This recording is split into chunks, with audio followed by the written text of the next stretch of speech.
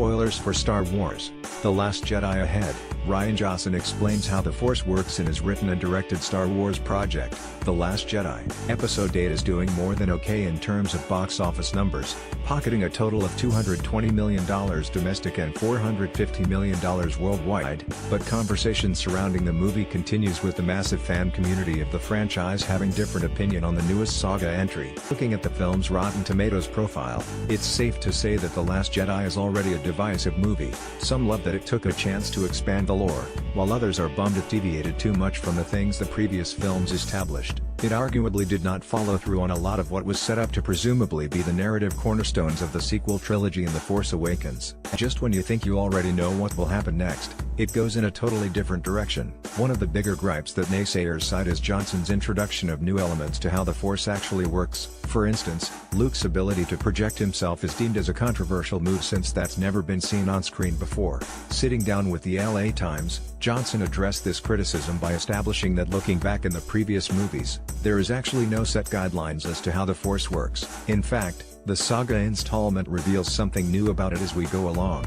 The truth is, because Star Wars Until The Force Awakens has been set in amber and we hadn't had a new Star Wars movie in 10 years, you forget that they were introducing new Force stuff with each movie, based on the requirements of the story.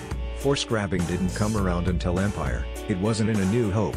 Same with Force Ghosts. They'd introduce new ideas of what could happen with the Force each time. The one point where we do introduce a bit of a twist in terms of Force Ghosts is where Yoda calls down the lightning onto the tree. That, I think, is a tantalizing hint of the potential of someone who is a Force Ghost interacting with the real world.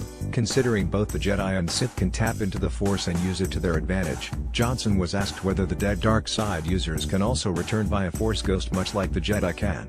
The director's answer rounds back to his earlier comment about Force abilities continue to develop and we learn more about it in every Star Wars movie. I think that would be interesting.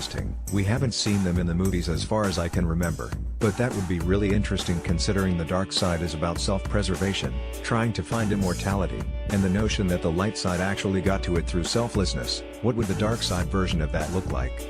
There's so much cool stuff to think about if you're willing to open your head a little bit. There were a lot of lore and narrative elements that Johnson introduced in The Last Jedi. This has disquieted a lot of fans who have concocted a specific way on how these movies should go based on what we have seen before. But as like Episode 8's recurring theme, the movie is a point where we leave everything that we thought we know about Star Wars behind to make room for new adventures. Only this way will we be able to progress the story and sustain the franchise without retreading the same story over and over. Source: